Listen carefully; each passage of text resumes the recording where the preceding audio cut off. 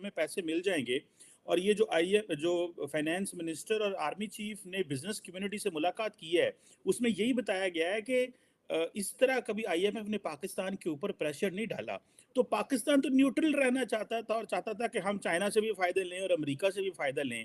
تو ایک تو یہ آپ چیز دیکھیں آپ کو کس طرح لگ رہی ہے, اور دوسری تو اسلام آباد میں, لاہور میں عمران خان کے لوگوں نے پروٹیسٹ کیے ہیں, کچھ بندے زخمی ہو گئے, ایک بندہ جو ہے اپنی جان سے چلا گیا ہے.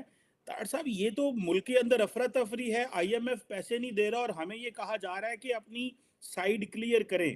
اور آپ نے جو بات کی ہے کہ پاکستان کو اب کہا جائے گا کہ پہلے پاکستان امریکہ کہتا تھا کہ ہم آپ کو وایا افغانستان دیکھنا چاہتے ہیں, آپ کہتے ہیں کہ امریکہ اب ہمیں وایا انڈیا دیکھے گا. تو ہم کدھر پھنس گئے ہیں طاہر صاحب اس ساری پالیٹکس میں؟ دیکھیں جیما صاحب, اب در حقیقت اب حقیقتیں کھلتی جا رہی ہیں. فنڈامنٹل دو چیزیں میں آپ کو بتانا چاہوں گا جس کی وجہ ہے آج. ایک تو وجہ یہ ہے کہ کووڈ کی وجہ سے, ایک تو اکانومی, کووڈ اور یوکرین وار کی وجہ سے پوری دنیا جو ہے اس کی اکانومی سلگش ہے اس وقت. اور امریکہ نے کیونکہ ڈرلنگ بند کر دی ہے, میں بلکہ یہاں پہ تھوڑا سا مینشن کرنا چاہوں گا اس کے اختتام پہ, وہ بھی ایک سپورٹنگ آرگومنٹ ہے کہ سی پیک کے اندر ڈونلڈ ٹرمپ صاحب نے اگلے دن جو اپنی سپیچ دی ہے ان کی سپیچ بھی سننے والی تھی, اور بالخصوص اس تناظر سے لازمی سننے والی تھی کہ آگے یہی اس وقت امکانات ہیں کہ ریپبلکن پریزیڈنٹ آئے گا, جو بھی آئے گا ریپبلکن پریزیڈنٹ آئے گا. اور جب ریپبلکن پریزیڈنٹ آئے گا تو پاکستان کے اوپر مزید پریشر جو ہے وہ زیادہ سٹرونگ ہو جائیں گے.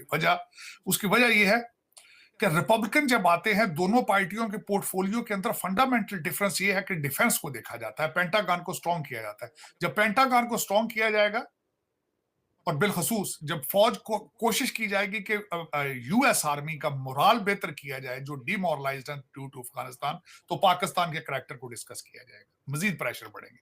دوسرا میں بتانا چاہتا ہوں کہ اس وقت جو میں نے پہلے بھی کئی دفعہ اس چیز کا ذکر کیا ہے, امریکہ نے تقریباً لگ بھگ 10 سال پہلے یہ ڈیسائیڈ کر لیا تھا کہ چھوٹے کانفلکٹ سے نکل کے چائنا کو کنفرنٹ کرنا ہے.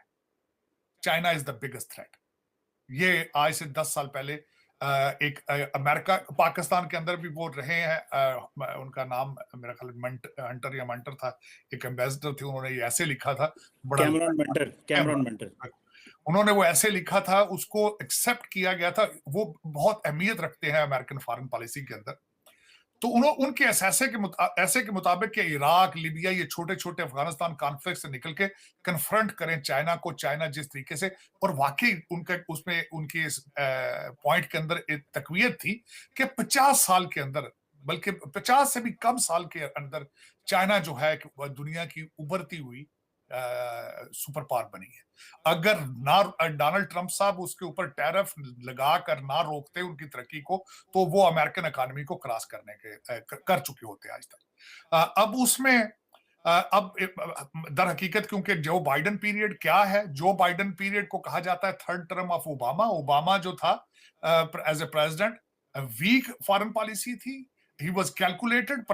چائنا نے اور رشیا نے ان کو کیلکولیٹ کر لیا تھا, اور اس کیلکولیشن کے ذریعے انہیں پتا تھا کہ آج جو رشیا چائنا یوکرین کے اندر گیا ہے, انہیں پتا تھا کہ امریکہ ول ناٹ کم ہمارے سامنے نہیں آئے گا. اس کا ذکر بھی ڈونلڈ ٹرمپ صاحب نے اپنی اسپیچ میں کیا.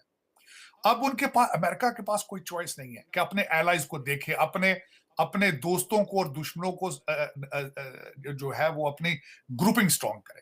اب اس گروپنگ میں اس وقت وہ پاکستان سے یہی پوچھنا چاہتے ہیں کہ either you are there or you are here.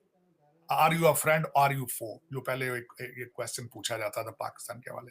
اور دوسرا, پاکستان نے پچھلے دور کے اندر خوب مزے اڑائے ہیں, ڈالر یہاں سے بھی لیے ہیں, اور دبئی اور لندن لے گئے ہیں. اور اس کے بعد میں جس طرح کہتا ہوں کہ آپ نے سی پیک کے ذریعے اپنی بھارت کی دشمنی بیچی بڑے خوبصورت طریقے سے کے ساتھ آپ نے چائنا کے سامنے, اور وہاں سے ان کا $26 بلین لے کے آپ نے پیزے بنا لیے.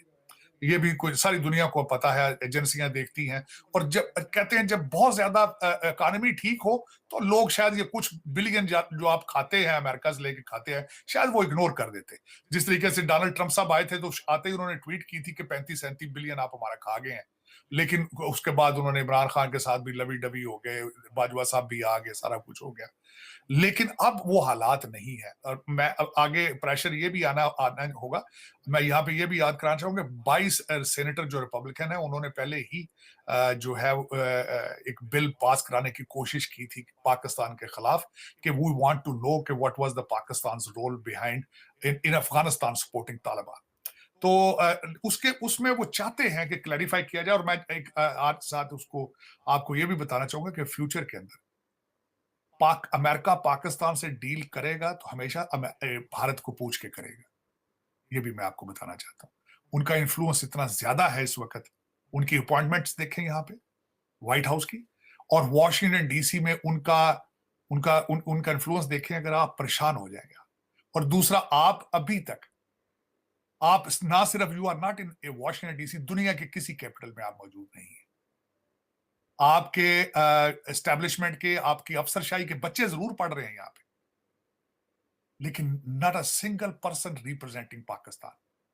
یہاں پہ آپ عمران خان صاحب نے یہاں پہ لابی فرم ہائر کی ہے, لیکن صرف عمران کو پروموٹ کرنے کے لیے. بلاول صاحب پرائم منسٹر, لیکن پاکستان میری مادر ملت کو ریپرزینٹ کرنے والا کوئی نہیں ہے واشنگٹن ڈی سی.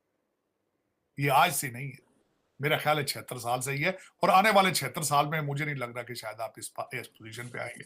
پاکستان کی حالات, میں نے ابھی 10 منٹ پہلے ایک ٹویٹ کیا کہ is there any living breathing human in Pakistan